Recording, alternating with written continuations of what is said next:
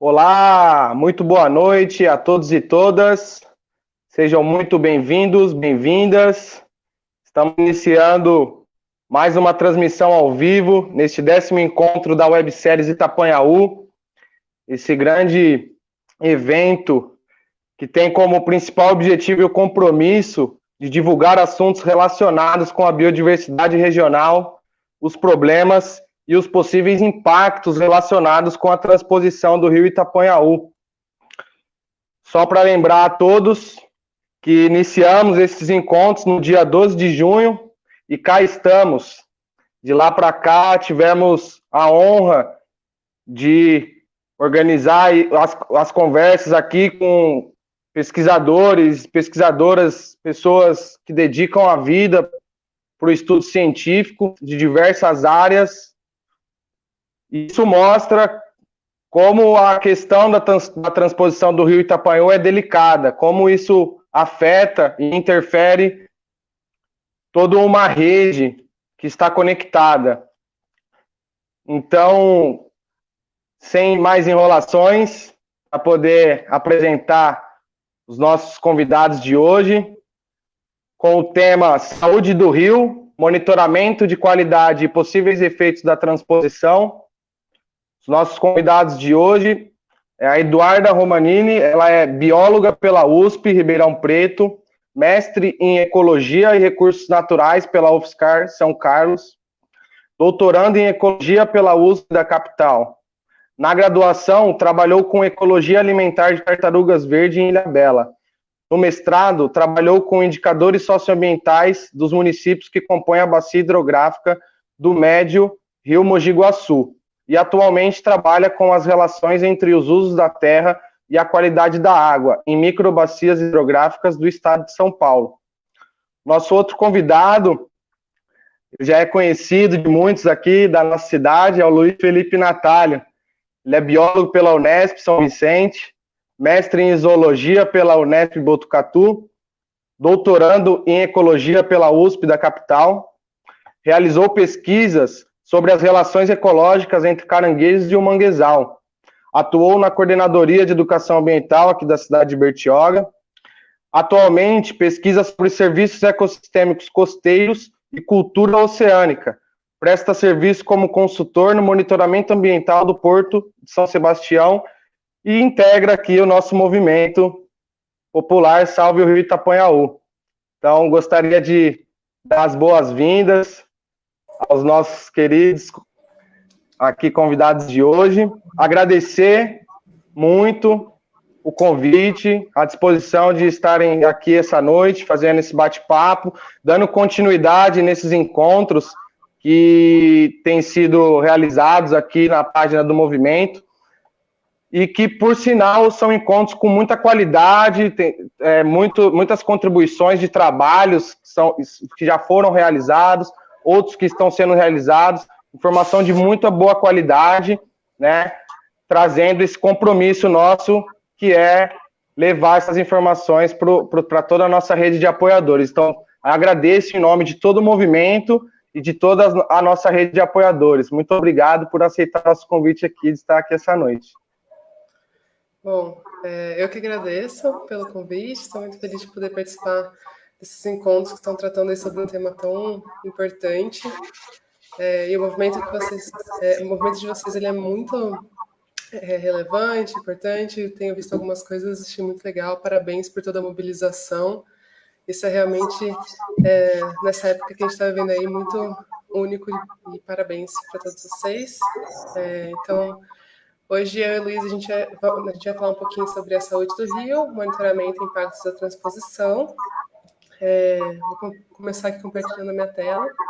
Maravilha, vou colocar aqui.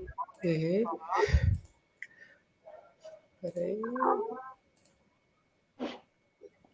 Apareceu aqui para mim. Legal. Então, Eduardo, você fique à vontade para fazer a tua apresentação. A gente vai colocar você aqui junto na tela, tá? Para você poder fazer as suas colocações aqui, tá? Tá bom. Bom, então, Hoje a gente vai falar um pouquinho sobre como funciona o monitoramento das águas aqui no estado de São Paulo, mesclando um pouquinho como eu utilizo esses dados no meu projeto de doutorado, trazer um pouquinho dos dados que a gente viu para o Rio Itapanhaú e finalizar trazendo os possíveis efeitos da transposição do Rio Sertãozinho. Então, hoje a gente está vivendo no contexto de um dramático crescimento populacional em todo o mundo, o que leva a um consequente aumento do consumo de água, seja para beber, seja para uso industrial, seja para agricultura. E concomitante a isso, a gente vê uma tendência de diminuição da integridade dos rios e de que nas próximas décadas a questão de acesso à água limpa se torne cada vez mais estratégica em todo o mundo. Então, nessa perspectiva, é fundamental que a gente consiga conciliar a provisão de água com os parâmetros mínimos de qualidade e as funções ecossistêmicas, a fim de alcançar a sustentabilidade. E para a qualidade da água, o que a gente vê, o que a gente tem para a qualidade da água são suas características físicas, químicas e biológicas. E aqui no estado de São Paulo, o órgão responsável, né, por fazer esse monitoramento é a CETESB. Trazendo um pouquinho de história sobre ela, ela foi fundada em 1968 e desde essa época ela é responsável pelo monitoramento da qualidade da água. Em 2009 ela passou por algumas mudanças no seu nome e tal, mas ela manteve essa função de monitoramento dos recursos hídricos. E lá no comecinho, esse monitoramento ele era feito mensal ou bimestralmente. Eram 9 variáveis monitoradas e 74 pontos distribuídos por 43 corpos hídricos no estado de São Paulo.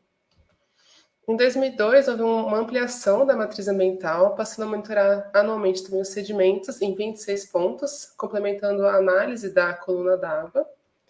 E em 2017, ou seja, mais de 4 décadas após o início do monitoramento, hoje eles monitoram mais de 60 variáveis físicas.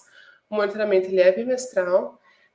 Variáveis que eles monitoram são físicas, químicas e biológicas. Agora são em 471 pontos distribuídos em 275 corpos hídricos.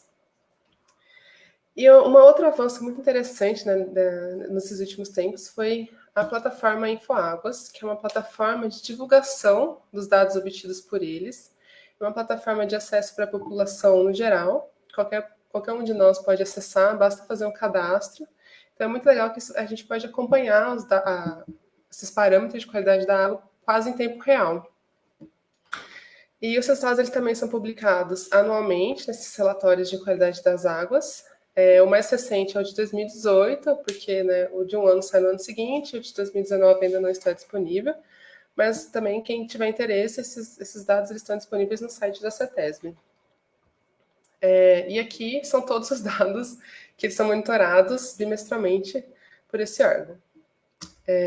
E aí, todos esses dados, eles formam um banco enorme de dados que eles permitem fazer um diagnóstico da qualidade das águas superficiais no estado, avaliando sua conformidade com a legislação ambiental.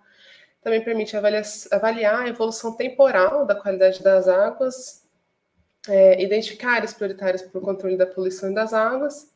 E também, como esses dados são disponíveis, eles permitem o desenvolvimento por terceiros de estudos sobre a qualidade da água, que é o meu caso.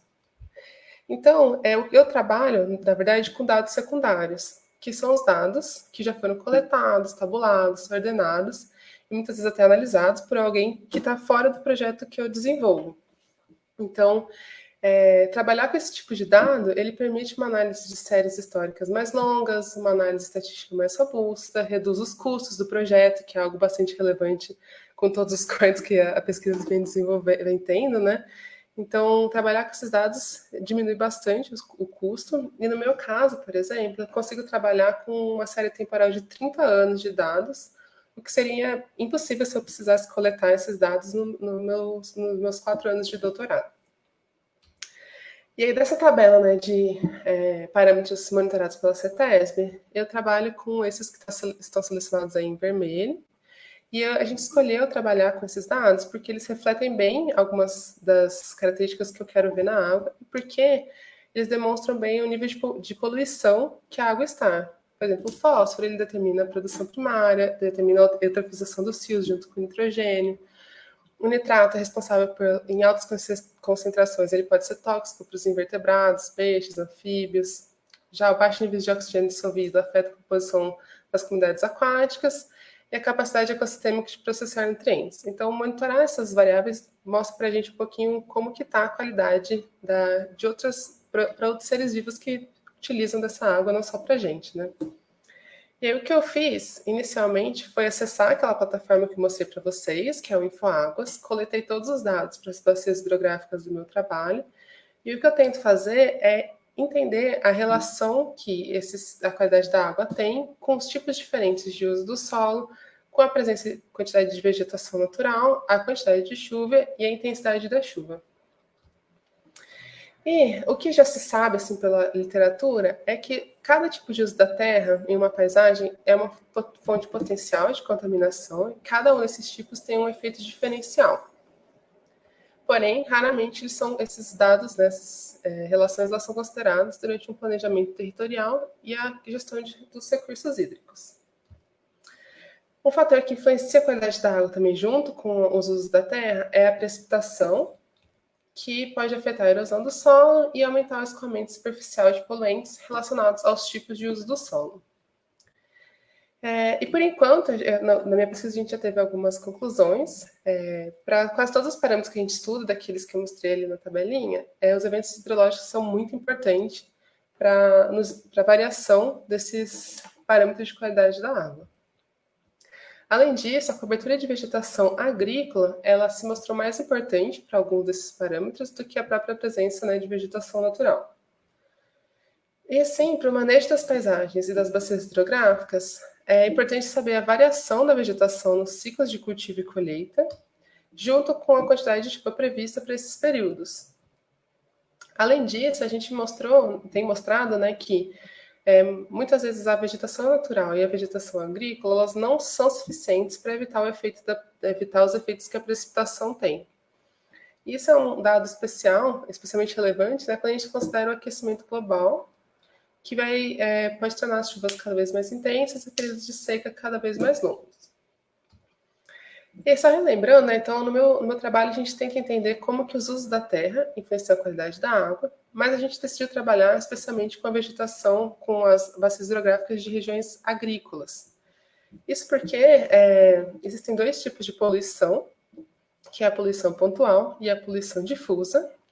A poluição pontual, é aquela que, infelizmente, a gente está mais acostumado a ver, que são emissões de efluentes diretamente nos corpos hídricos. Elas são facilmente identificadas, incluem tanto os efluentes domésticos quanto os industriais. E eles são bastante característicos das áreas urbanas e eles têm um efeito muito específico na qualidade das águas. Por outro lado, a poluição difusa, ela está relacionada com a gestão do solo, variáveis geológicas, variáveis hidrológicas e pode variar diariamente, anualmente. Ela pode estar presente tanto no meio urbano como no meio agrícola. E ela está relacionada com o escoamento superficial de sólidos em suspensão, metais, pesticidas, sedimentos, nutrientes, que vão sendo carreados em direção aos rios. Nas áreas as áreas agrícolas, a poluição difusa é geralmente sazonal, com cargas mais altas associadas a atividades de plantio e colheita. Além disso, as mudanças no uso da terra durante os processos de urbanização, industrialização e agricultura, eles podem alterar as características da superfície das bacias hidrográficas. E isso faz com que isso acaba afetando a qualidade e a quantidade de escoamento superficial. Por isso, essa poluição difusa, ela não é tão direta e facilmente identificável, envolve alguns processos naturais, que fazem parte do próprio ciclo hidrológico e não podem ser totalmente controlados. Por isso, quando a gente decidiu, né, decidiu ver essa relação entre os usos da terra e a qualidade da água, a gente acabou tirando das nossas análises as áreas afetadas pela urbanização, né, áreas mais urbanas, porque além de ter a poluição difusa, ela tem aquele efeito da poluição pontual, que é muito específico e acabaria trazendo alguns vieses para os nossos resultados.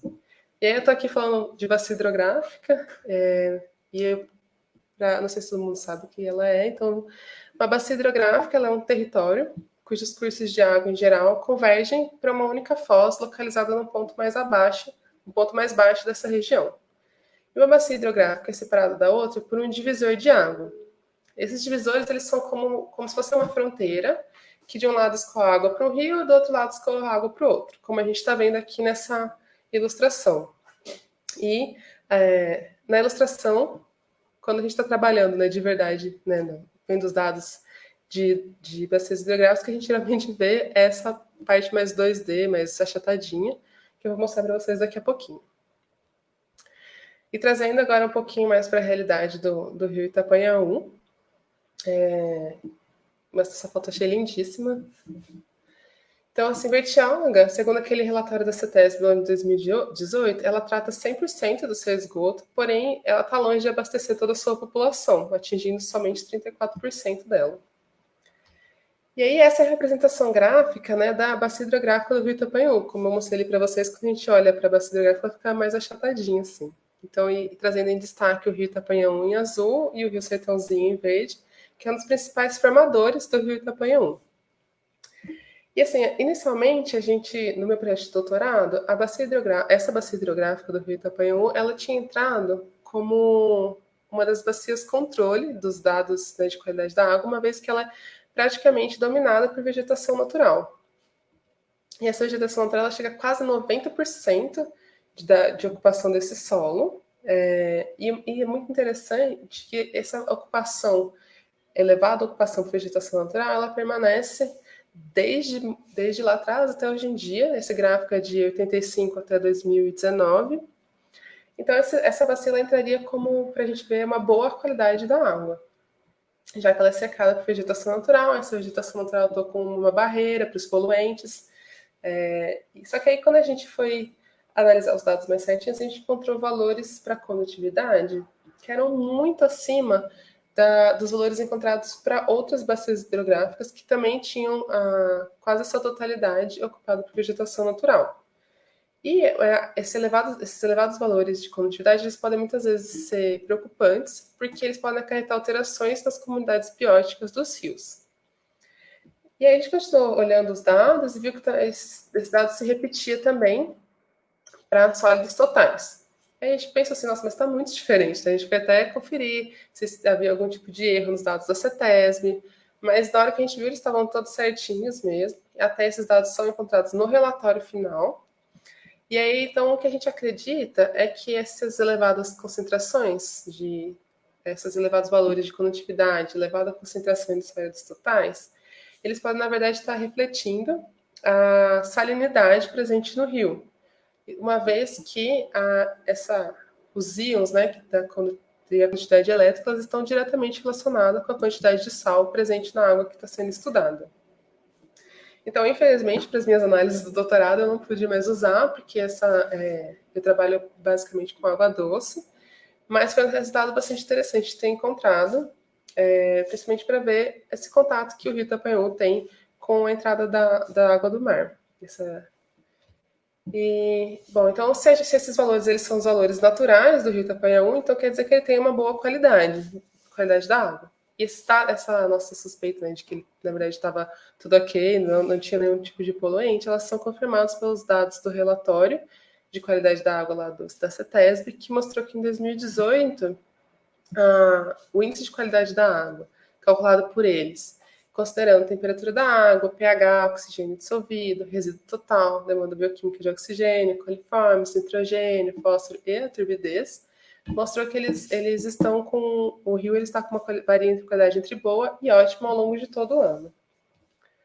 O segundo indicador bastante interessante daquele relatório é o índice de qualidade de água para fins de abastecimento público, que além de considerar todas aquelas variáveis do índice de qualidade do slide anterior, também considera parâmetros que indicam a presença de substâncias tóxicas, ferro, manganês, alumínio, cobre, zinco, e também considera os padrões de potabilidade impostos pelo Ministério da Saúde. E aí, para o Rio Itapanhaú, apenas um mês ficou ruim, mas a maioria dos meses ele ficou como ótimo ou boa. E aí, além disso, o rio Itapanhaú ele apresentou melhor qualidade dos sedimentos entre os rios do estado de São Paulo todo, e não houve registro de toxicidade para todo o ano de 2018. E aí isso é muito interessante porque ele mostra que a bacia realmente, essa boa preservação, né, da vegetação natural, todos os cuidados que com o rio eles têm um efeito. Eles estão mostrando que essa presença de vegetação natural, um rio bem conservado e tal, ele está tendo um reflexo, que é a manutenção da qualidade dos recursos hídricos que ele tem. Então, isso é um alerta para que a gente continue mantendo esses cuidados, mantendo a vegetação natural, para que ele permaneça com a qualidade tão boa como vem tendo esses anos. E, além disso, o monitoramento e acompanhamento desses índices é muito importante. Então, eu quis trazer também essa mensagem de continuarmos sempre monitorando e acompanhando, especialmente quando a gente vê que esses dados eles são acessíveis para todos nós. Então, fica com a mensagem final que a gente continue mantendo esse monitoramento e mantendo os olhos abertos para possíveis expressões aí de vegetação natural e tudo mais, para que o rio permaneça com essa boa qualidade de água, que afeta também outros seres vivos ao seu redor. E é isso, gente. Obrigada.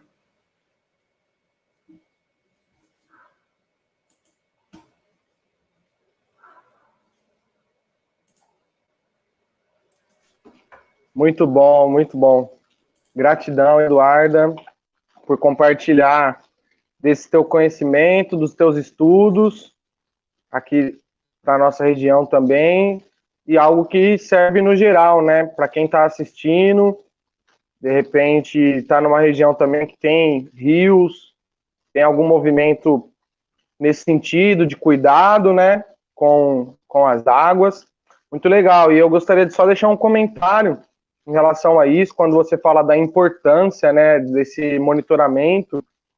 É um trabalho que muito interessa o movimento Salve o Rio Itapanhaú desenvolver algo nesse sentido, de poder fazer um monitoramento independente, né? Fora esse que a CETESB já faz, fora outros monitoramentos que talvez outros órgãos possam fazer, que o movimento possa executar por conta própria, sabe? Claro, dentro dos critérios, todos envolvidos, né? Porque muito nos interessa manter a informação e ir acompanhando também, né?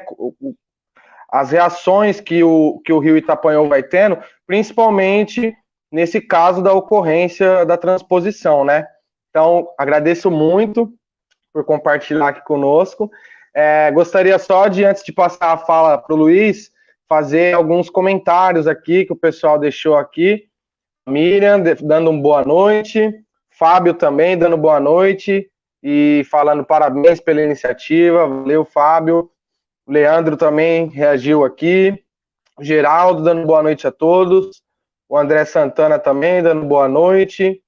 Geraldo deixou as hashtags já. Hashtag Salve o Rio Itapanhaú, hashtag Itapanhaú Vivo.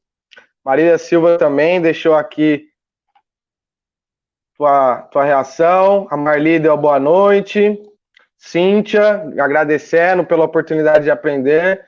Nós que agradecemos a tua presença aqui, Cíntia.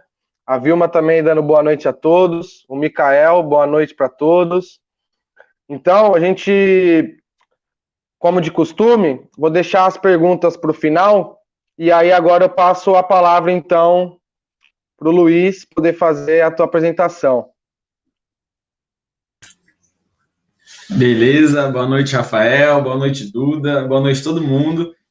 Fico muito feliz de conseguir contribuir nesse espaço aqui, porque, como você já comentou, é uma causa que eu faço parte, tenho um grande amor por Bertioga, pelos manguezais, por essa região.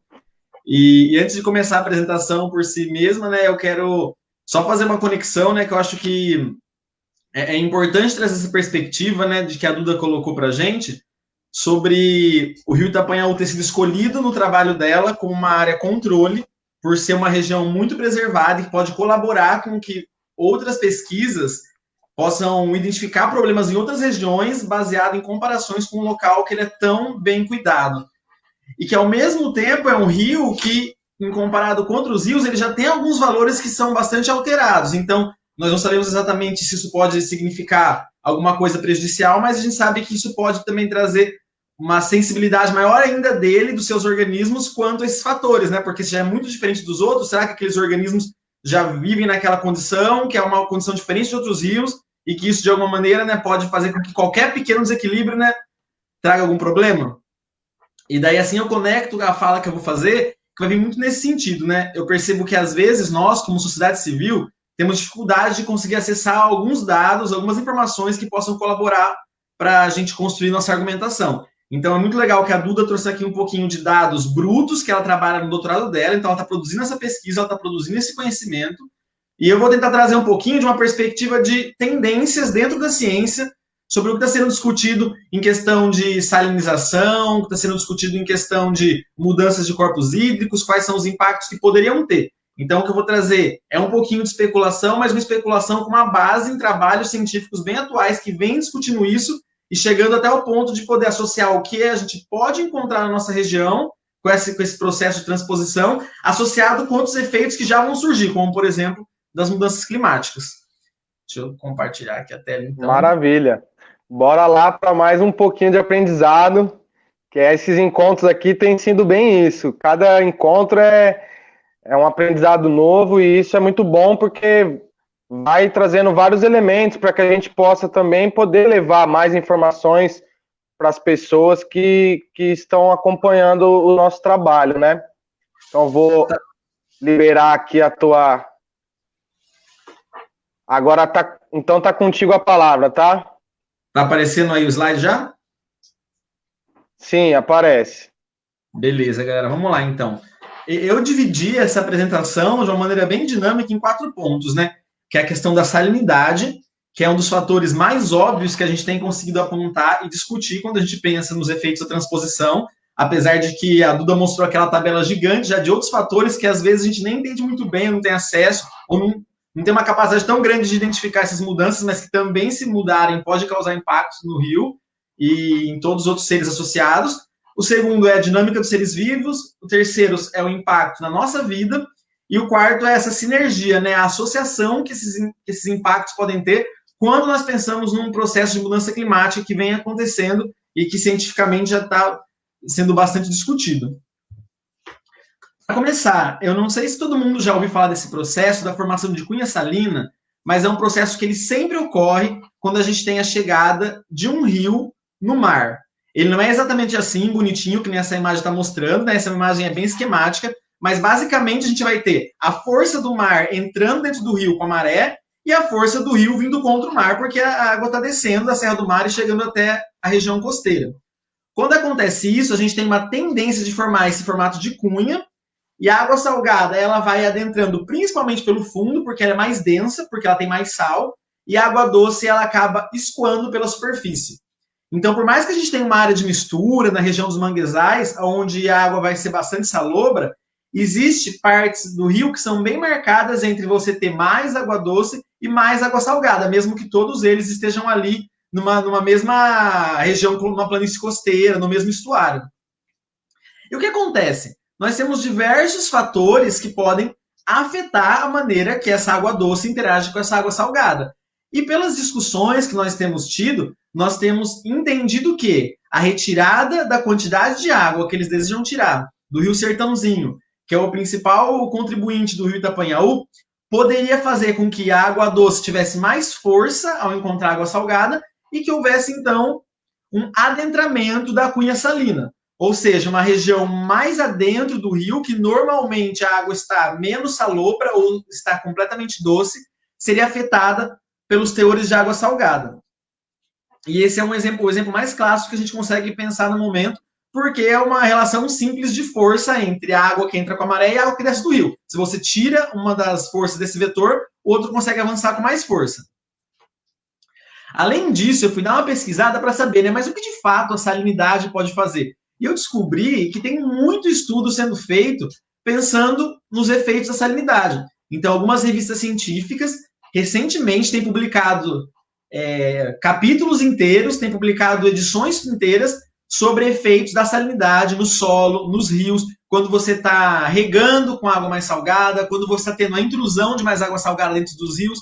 E um dos principais efeitos que eu encontrei em alguns trabalhos é que o aumento da salinidade pode retardar ou diminuir muito a decomposição da matéria orgânica. Essa matéria orgânica pode ser qualquer tipo de componente de origem animal ou vegetal que está no solo, que nem nessa fotinha aí, né? de algumas arvorezinhas de manguezal crescendo e muita folha ali no fundo, e também os detritos, principalmente. E qual é esse problema, né? O manguezal ele é conhecido por ser o ambiente que é o grande fertilizador dos oceanos. Ele é um ambiente que ele tem uma grande produtividade, por isso que lá ele é considerado como o berçário dos oceanos. E a gente sabe que o Itapanhaú, os manguezais do rio Itapanhaú são os maiores manguezais da Baixada Santista, do estado de São Paulo como um todo.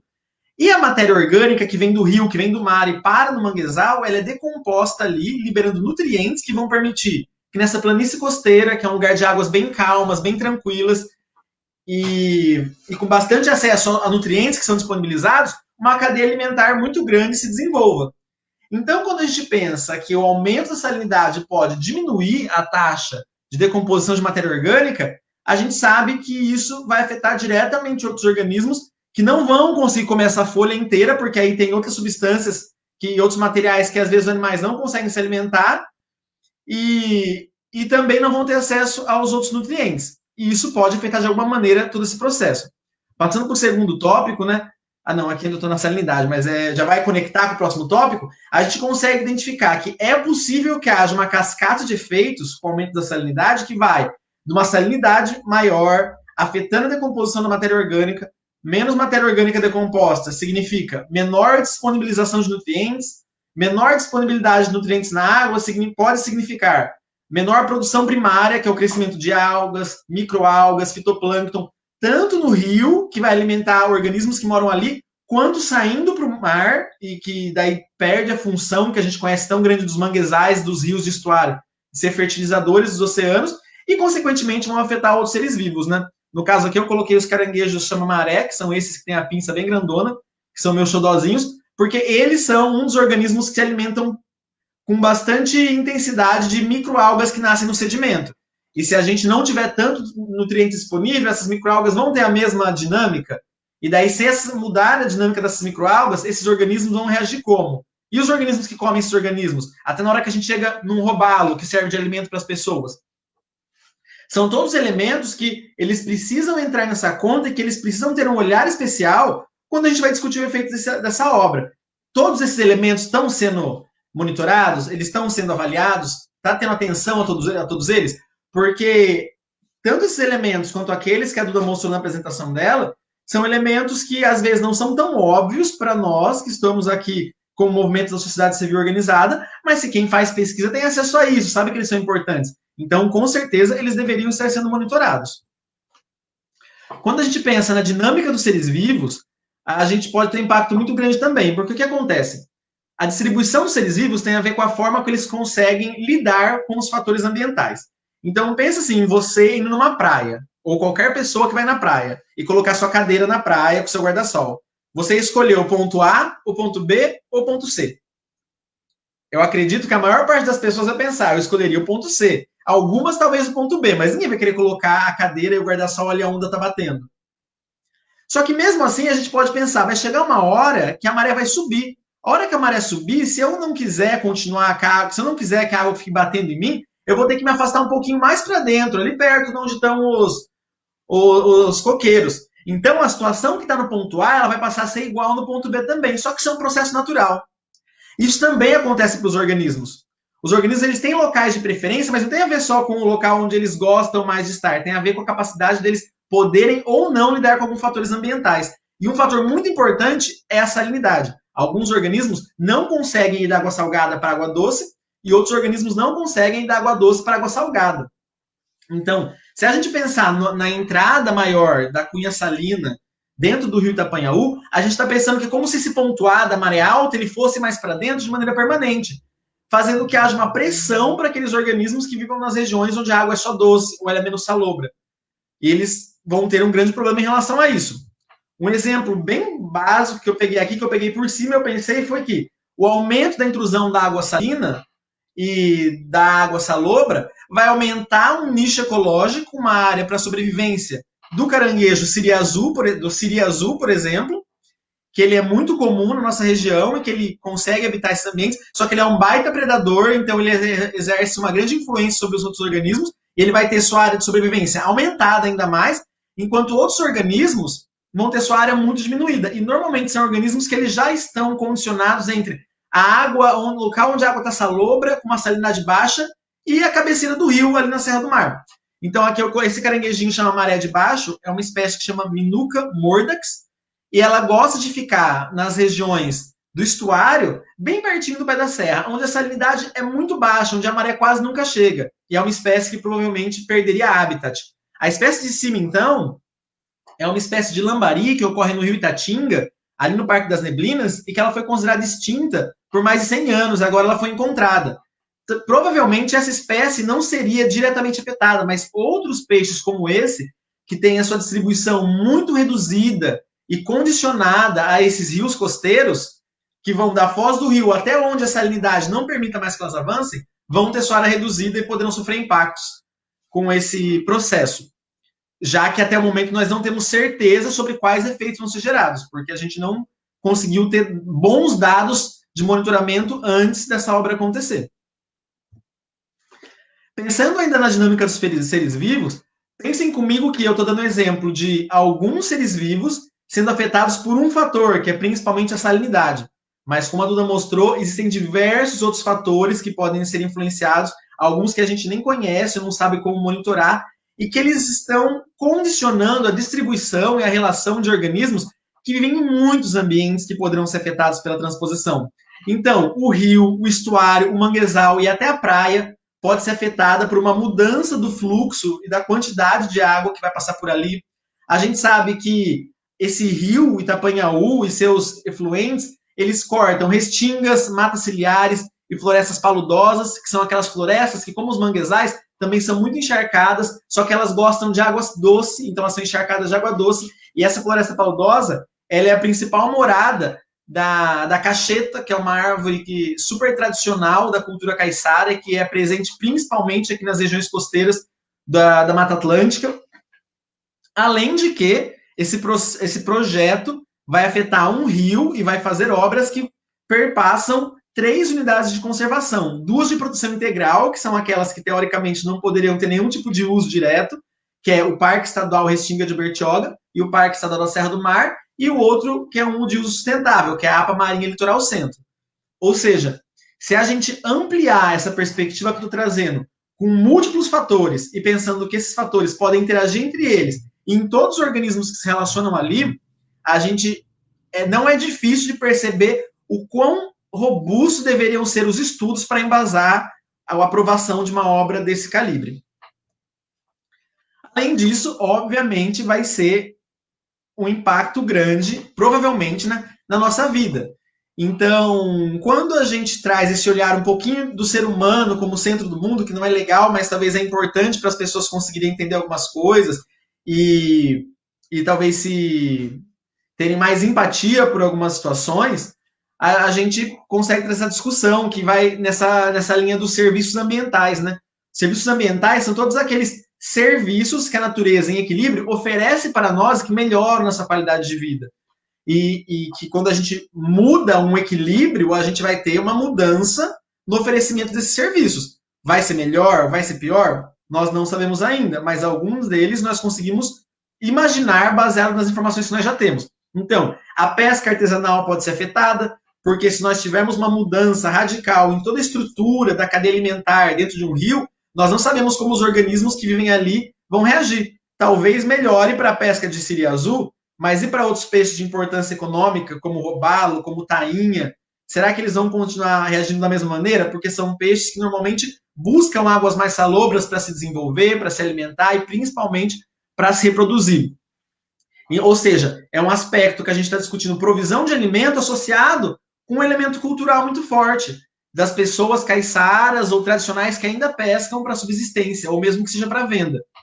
A pesca profissional de pequena escala também pode ser afetada. Então, aqui eu estou dando um exemplo de um barco de pesca de camarão, que, para quem não sabe também, muitos dos camarões de uso comercial dependem de regiões de rios costeiros para se desenvolver, para se reproduzir, e daquele equilíbrio de condições que tem ali, para depois voltar quando adultos para o mar. Então, se a gente tiver uma mudança nas condições do rio que altere de alguma maneira o ciclo de vida desses camarões, nós não sabemos que efeitos isso pode ter nessa pesca profissional de pequena escala, que acontece na região costeira, afetando também aspectos culturais, econômicos, de acesso à alimentação, de segurança alimentar, ou seja, né, são muitos aspectos que nós precisamos levar em consideração, né, e eu acho que eu, como várias pessoas desse movimento, se sente muito desamparado e carente, né, de conseguir identificar esses fatores. O ecoturismo, obviamente, a gente tem desenvolvido ultimamente o ecoturismo com bastante força na região e buscando um ecoturismo que seja responsável, que seja sustentável, que entenda a importância do ambiente e não um ecoturismo ou um turismo predatório, que é aquele que você só se aproveita dos bens naturais e vai lá e destrói tudo e vai embora. E, obviamente, a beleza cênica do local, os organismos que vivem ali, as paisagens são fundamentais para que esse ecoturismo tenha sucesso. E se nós estamos pensando em novas matrizes econômicas para Bertioga, já que a gente sabe que em pouco tempo a construção civil pode não ter mais espaço na nossa cidade, e ela hoje em dia é a maior fonte de renda na cidade, nós temos que pensar que manter esses ambientes preservados é fundamental para que a cidade continue se sustentando. Sem contar os bens culturais imensuráveis, né? Então, quando a gente está falando de serviço ambiental, existe um item que às vezes é muito negligenciado, que são os serviços culturais. É aquela sensação boa de prazer que você sente quando você faz uma trilha, é quando alguma religião precisa de um ambiente natural para fazer o seu culto, é quando você se sente em paz ao fazer uma meditação numa praia, e que não seria da mesma maneira se aquela praia tivesse destruída. E todos esses elementos, eles são muito, muito conectados com as populações que vivem nos locais onde tem esses ambientes. Então, eu acredito que um dos elementos que mais uniu as pessoas nessa causa contra a transposição do Itapanhaú é que, de alguma forma, esse rio afeta todas as pessoas da cidade. Pelo menos as pessoas que vivem aí. Seja aquela pessoa que depende do rio para fazer a cata do seu caranguejo, até aquela pessoa que, sei lá, dá uma volta de lancha no rio e gosta de passear de lancha nesse rio. Lembrando que quem passeia de lancha tem que respeitar lá, né, os valores, os limites de velocidade, porque está erodindo todo o manguezal, mas aí já é uma outra história. Mas enfim, né? E toda essa conexão que diversos grupos têm são serviços ambientais culturais. E que a perda desse serviço, por mais que a gente não perceba de maneira imediata, não seja a primeira coisa que a gente se preocupa, pode trazer impactos muito grandes, principalmente na saúde mental, na qualidade de vida das pessoas, no bem-estar, no prazer de viver no lugar onde se vive. Então, por mais que talvez isso não seja levado em consideração, porque é muito mais difícil de quantificar, uma questão muito mais subjetiva, também é um elemento muito, muito importante da gente levar em consideração e questionar as pessoas que estão desenvolvendo esse projeto, se eles estão prevendo os efeitos que podem gerar alterações nos ambientes que vão afetar serviços ambientais culturais. E todos esses itens que eu estou trazendo, pessoal, por mais que eu diga que são subjetivos e que podem variar, eles têm uma base científica muito forte. Então, assim, isso aqui, a nata da ciência sobre a importância da natureza vem nesse sentido de pensar os serviços ambientais e como manter os ambientes equilibrados é importante para a gente conseguir ter uma qualidade de vida muito grande. E que eu, particularmente, acho que esse é o grande diferencial da cidade de Bertioga até hoje. E que a gente espera que se mantenha. E por último, mas não menos importante, porque se a gente quiser dar um passo à frente, a gente tem que levar isso em consideração, é que as mudanças climáticas estão ocorrendo e a gente já tem um panorama de que uma situação talvez não tão boa venha se desenvolver aí nas próximas décadas. Então, esse aqui que eu trouxe para vocês são alguns dados do IPCC, que é o painel intergovernamental de estudos de mudança do clima, que é um grupo com milhares de pesquisadores de dezenas de países, e eles fazem grandes modelagens, prevendo desde os cenários menos catastróficos até os mais catastróficos. Em um cenário mediano, que é que haja o aumento de 1,5 grau Celsius pós período da Revolução Industrial, que aparentemente esse é o considerado mais plausível, né? Porque eles não acham que talvez vai aumentar tanto, que nem pode ser no cenário mais catastrófico, mas também ninguém está acreditando que a gente vai melhorar tanto, tão rápido assim, para que esse cenário não seja alcançado. Eles dizem que, naturalmente, com esse processo, nós teremos um aumento de 0,26 até 0,77 centímetros de aumento médio no nível do mar. Obviamente que os impactos são completamente diferentes em diferentes regiões, porém, nós já temos, então, uma perspectiva de que aquela história da cunha salina, aqueles fatores que eu falei que vão mudar, naturalmente já haverá uma intensificação desse processo, com ou sem transposição. E daí, se a gente pensar que esse processo vai estar acontecendo e a gente vai ter a transposição, isso pode, então, ter um efeito ainda mais grave. Por isso, quando a gente pensa no que deve ser previsto, estudado e considerado, não é só a situação que está agora e a avaliação dos fatores no momento atual e considerando essa retirada de água, mas sim cenários e previsões para o futuro. Porque isso aqui está sendo colocado como uma verdade. E na área das ciências ambientais, a gente trabalha muito com o princípio da precaução. Se há a possibilidade de uma coisa dar errado, mesmo que essa possibilidade seja pequena, a gente vai considerar essa chance de dar errado, porque daí a gente vai estar bem precavido para não correr o risco de não estar preparado. Então, vamos supor que tudo dê muito certo e esse nível do mar não aumente. Se a situação seria o cenário ideal. Então, nós teríamos só o efeito da transposição. Porém, esse cenário se realizar da maneira mais grave, 0,77 centímetros, quer dizer, 0,77 metros ou 77 centímetros, o que é que vai acontecer?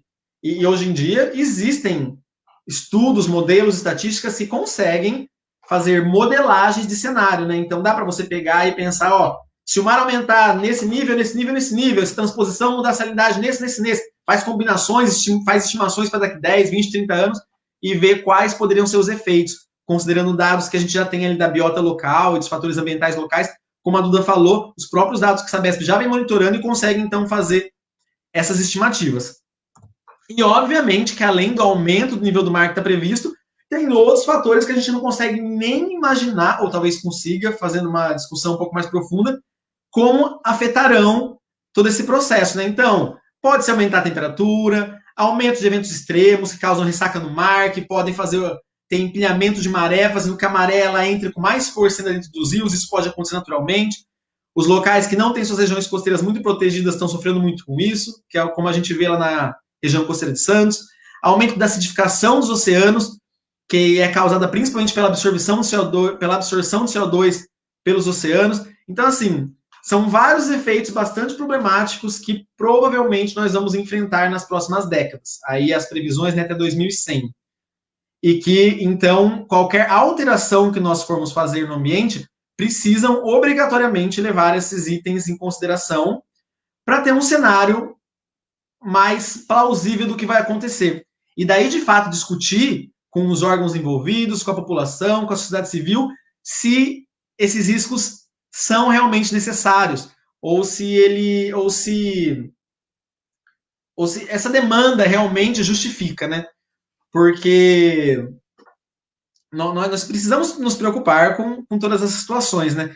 E eu acho que, considerando um elemento muito importante, que é, utilizando os dados da própria Sabesp, a gente já conseguiu refutar alguns argumentos sobre transferência de água, pensando no volume que eles perdem, a gente já mostrou que é menor que o volume que eles querem transpor, e agora também, tendo aqui com a Duda o caminho para acessar outros dados da CETESB, e utilizando como base esses argumentos científicos que eu estou trazendo aqui, que nós podemos pesquisar mais, a gente consegue ter uma base muito mais sólida e muito mais confiável para discutir de fato, né, o quanto essa transposição era necessária. É lógico que a gente sabe que o posicionamento da cidade é contra, independentemente de qualquer coisa, que a gente teve já pesquisas que mostraram que 75% das pessoas são contra, independentemente se a gente vai ter um efeito negativo ou não, as pessoas já ficaram bastante assustadas com as possibilidades, mas seria muito legal ter na mesa dados e discussões sobre tudo isso que a gente está falando aqui e concluindo que no final não haverão impactos negativos significativos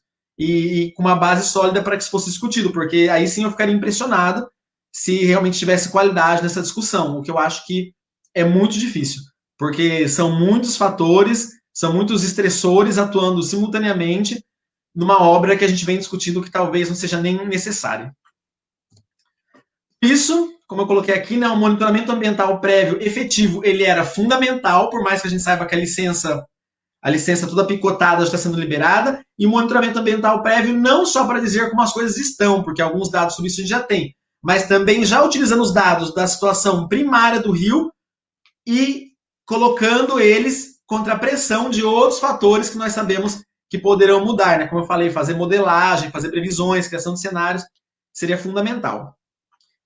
Então, como eu disse para vocês, isso aqui é um pouquinho de especulação, mas é uma especulação com uma base científica, sobre trabalhos que vêm discutindo as alterações que nós estamos causando no ambiente, como elas podem afetar. Eu tentei pegar os exemplos que eles mais se aproximam da realidade da nossa cidade, do Rio Itapanhaú, então pensar em rios costeiros, pensar em salinização, intrusão de água salgada, para que a gente possa ter uma perspectiva de quais riscos nós podemos estar correndo. E pode ser, como eu falei, que nada disso aconteça, mas seria fundamental que a gente tivesse bastante segurança para entender se isso vai acontecer ou não. Se esses monitoramentos mais fortes não forem acontecer, eu espero realmente que o movimento do Rio Itapanhaú consiga fazer seus monitoramentos independentes, que o pessoal das universidades da região, como eu sei que a Unifesp já demonstrou interesse, também consigam desenvolver alguns produtos em relação a isso, para que a gente tenha uma força maior de argumentação e esperamos que isso seja acatado em próximas discussões, né? Porém, com o avanço das primeiras obras, o início da supressão de vegetação, eu acredito que a gente já está, né, um passo atrás nos espaços de discussão. Vamos ver, né, o que a gente ainda consegue fazer. Então, muito obrigado também pela oportunidade, pessoal. Espero que eu não tenha falado muito rápido demais, espero que vocês tenham gostado, que tenham dado para entender, e qualquer dúvida, estamos aqui agora disponíveis.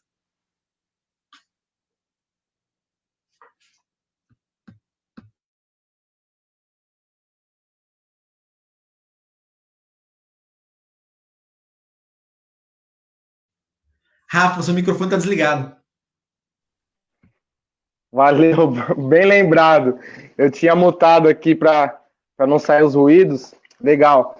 Estava agradecendo, na verdade, a você pelas considerações, estudioso que é na área, buscou os estudos. Eu acho que esse é o grande diferencial entre o nosso movimento e a Sabesp, né? A gente sempre busca as discussões sobre a luz da ciência, né? A gente busca entender, né, as pesquisas, procura fazer pesquisas, né? É bem complicado, porque a gente já ouviu coisas do tipo, não, só vai salgar um pouquinho o manguezal, em audiências públicas, na Alesp, isso. É muito complicado. Quando a empresa, né, o empreendimento que se propõe a executar uma obra desse tipo, leva o assunto nesse sentido, né? Então, acho que o grande diferencial é esse. A gente sempre tenta trazer os assuntos com uma base científica, né? Agora a gente está com essa proposta de levar esse conhecimento para as pessoas através aqui da webséries. Então, agradeço muito pela contribuição de vocês dois. E um comentário que eu queria fazer em cima disso que você falou, que é essa questão, que a gente tem que avaliar todos os possíveis impactos e refletir sobre isso, né? E uma das coisas que a gente sempre vem falando é que a Sabesp ela nunca fez uma avaliação sobre a questão locacional dessa obra, né? Nunca colocou a possibilidade dessa obra ocorrer em outros lugares ou de nem ocorrer, né? E hoje já se sabe que os territórios estão todos no normal, né? Tem a questão da perda da água que a Sabesp ela mesma divulga no seu site, então isso é muito importante, a gente sempre colocou isso, né, nas discussões e isso não é levado em consideração.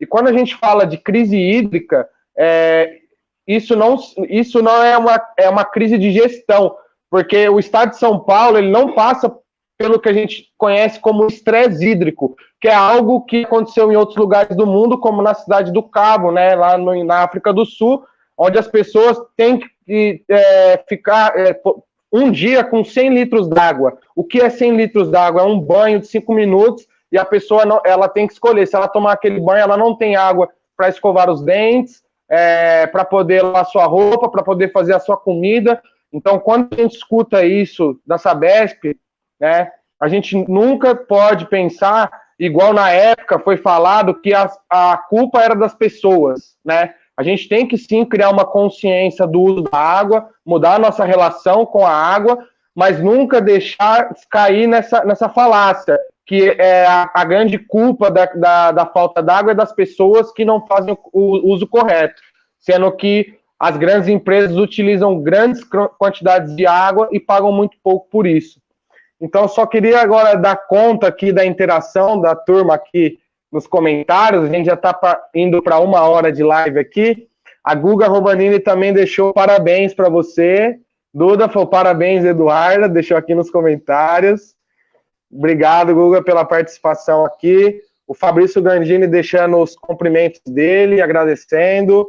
Grato, Gandini, grande parceiro. A Marli deixou assim, conclusão, temos que cuidar das matas, que eu acho que é a conclusão da sua apresentação, né, Eduarda? O Geraldo também agradeceu a você, Eduarda, falou super esclarecedor, realmente. A Vivi também deixou aqui, a paz e o amor, boa noite a todos. Valeu, Vivi, feliz em ver você aqui com a gente. O Geraldo deixou aqui também, eu acho que foi no início da sua fala, cara, Felipe, que ele falou, ótimo, cada vez mais raciocinarmos à luz dos processos climáticos, que vale lembrar, não são considerados no histórico de estudos do projeto e deliberações decorrentes. Realmente, em nenhum momento dos estudos que a gente se debruçou sobre todos esses estudos apresentados pela Sabesp, em nenhum momento eles levam em consideração a questão das mudanças climáticas, né? E é algo que está aí para quem quiser ver. O Paulo Henrique... Manda lá. Que acho que isso é muito relevante, né? Porque eu fico pensando assim, né? Igual você falou, né? A gente ainda discute sobre coisas que são muito palpáveis, né? Então, que nem a gente consegue saber quanto eles vão tirar de água e quanto a Sabesp perde, e daí a gente tem uma ideia de intrusão de salinidade. Então, né, igual você falou assim, né? Que os caras ainda colocam assim, né? Pode ser que mude um pouquinho, ou seja, nem disso tem certeza. Só que a gente está passando por uma situação muito nova para a humanidade, né? Quer discutir, como eu falei, serviço ambiental, quer discutir mudança climática, e não dá para a gente manter o mesmo modo de aprovação de projetos que não tem impacto ambiental de suporte, sem considerar esses novos fatores. Vai ser muito mais difícil? Vai demandar muito mais estudo? Vai, mas vocês estão querendo fazer esse tipo de projeto, então vai ter que considerar, porque a gente não pode ficar sujeito a uma consequência inesperada que possa fazer um impacto muito grave nas pessoas daqui, né? Claro. Com certeza, o que a gente fala muito é que se o projeto fosse levado em consideração a questão das mudanças climáticas, talvez nem estaria nesse momento agora atual, né? Mas é isso. O Renan Parmigiani, ele deixou aqui também uma contribuição. Ele fala, essas questões das cunhas salinas é muito mais complexo do que imaginamos. Há manchas submersas que ficam espalhadas por todo o estuário.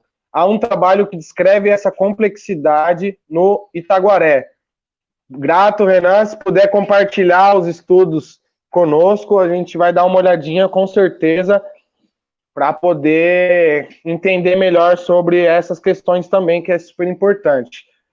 Geraldo deixando mais uma contribuição, falando que cabe lembrar que, além da elevação do nível do mar, com os extremos de pluviosidade, os impactos de erosão / assoreamento também precisam ser ponderados. Com certeza isso influencia muito com a questão, né, dos desmoronamentos, né, e tudo mais. Marli também, deixando aqui que a transposição terá um efeito devastador para todo o ecossistema. Fauna e flora serão afetadas de forma que nem podemos mensurar.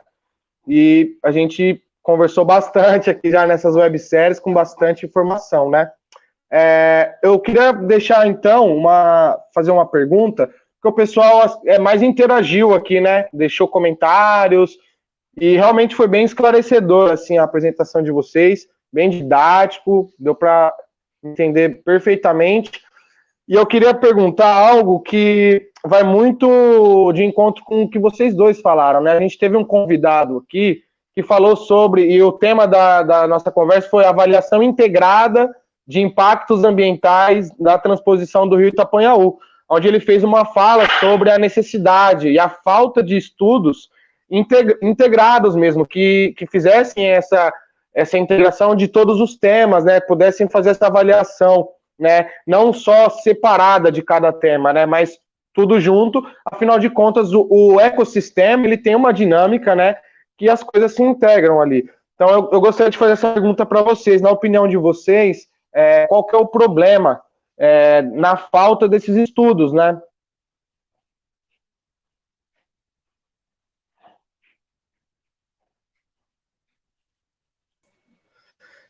Então, eu acho que estudar o ecossistema como um todo ele é bastante complexo, assim. Às vezes eu fico pensando, tenho um pouco de dificuldade de imaginar como seria fazer um estudo com tempo, né? Porque é possível, mas exige um tempo, exige um trabalho que às vezes não vai caber no período que é dado para que o licenciamento ou essas etapas prévias de implantação de um negócio é dado, assim, né? Então, eu acho que o que é a falta da prática e a falta, às vezes, do tempo, ela acaba impedindo um pouco que seja feita uma análise tão integrada, porém que seria muito, muito importante se fosse possível, né? Porque, igual a gente viu, o efeito da água nos resíduos já tem um efeito, aí um ser vivo no outro, e aí as coisas vão tomando escalas cada vez maiores. Então, claro que seria importante, mas às vezes operacionalizar isso é bastante complexo mesmo. Uhum.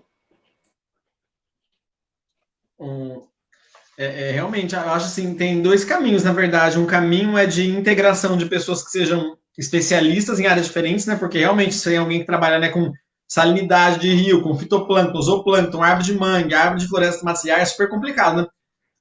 Mas assim, acho que esses pesquisadores têm o potencial, né, de se unirem e conseguirem trazer uma discussão mais integrada.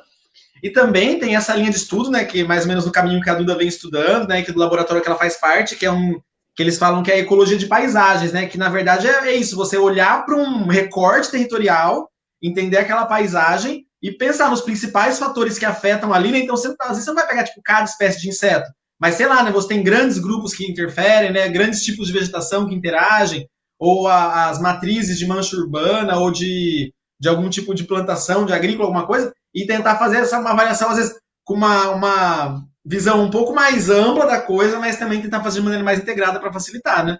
E que eu imagino que também não sejam aplicados dessa forma para esses estudos de monitoramento que estão sendo feitos atualmente. Sim.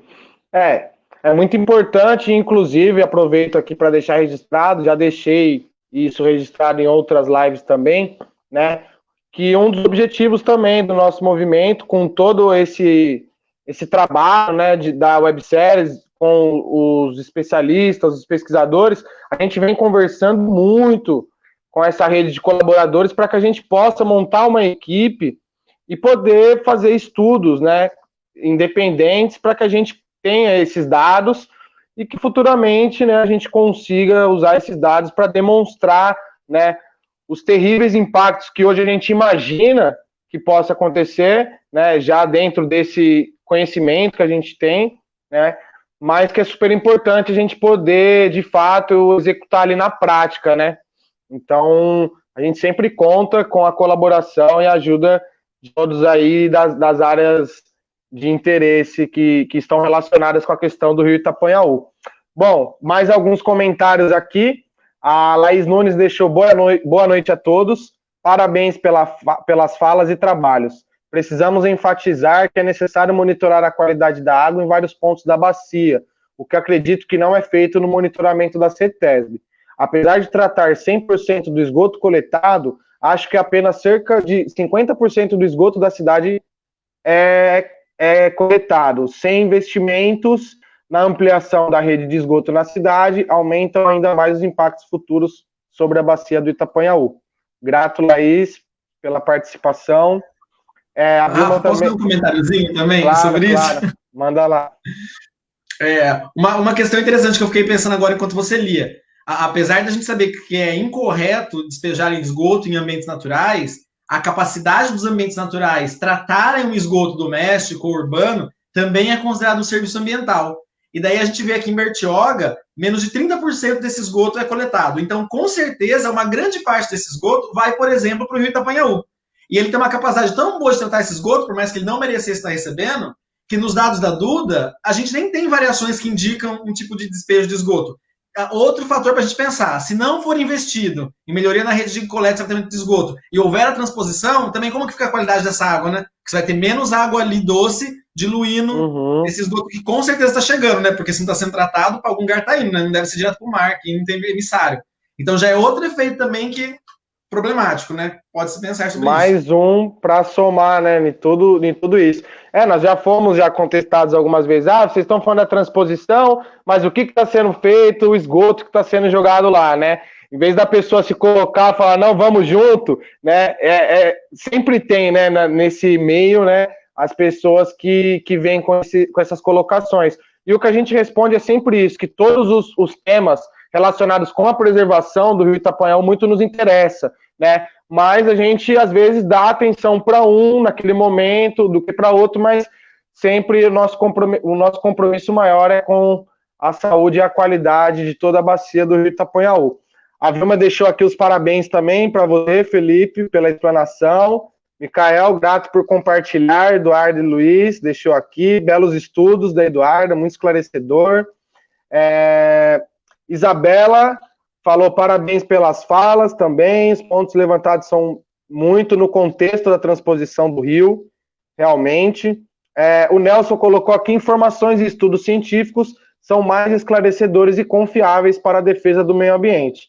Realmente, Nelson, e o movimento espera que os gestores da nossa região estejam acompanhando aqui as nossas lives, porque é um material e um conteúdo muito rico e esclarecedor, e seria uma pena, né, que essas pessoas aí que estão representando a sociedade, ou que ao menos deveriam estar representando a sociedade, seria uma pena que essas pessoas estivessem perdendo essa oportunidade aqui que estamos tendo. O Felipe Haddad também, parabéns pela discussão, grande Fê, um abraço. Aline e Luísa, discussão super importante, esclarecedora. A ciência precisa contrapor esses enigmas que servem somente a essas empresas sonegando informações importantes. Priscila Veloso também deixou aqui: não há transposição, todos os problemas relacionados à incompetência da Sabesp. Então é isso, o que eu gostaria aqui de... o pessoal interagiu bastante aqui, não deixou muitas perguntas, mas sempre, pelo visto aqui, foi bem esclarecedor, né, pelos comentários. Eu, mais uma vez, agradeço em nome do movimento, em nome de toda a nossa rede de apoiadores, e eu deixo o espaço aberto agora para vocês fazerem as suas considerações antes da gente finalizar mais esse bate-papo aqui de hoje. Rafa, eu que agradeço a todos vocês, né, pelo suporte, pela parceria. Agradeço a Duda de ter topado vir aqui falar junto comigo também. Eu fico super feliz.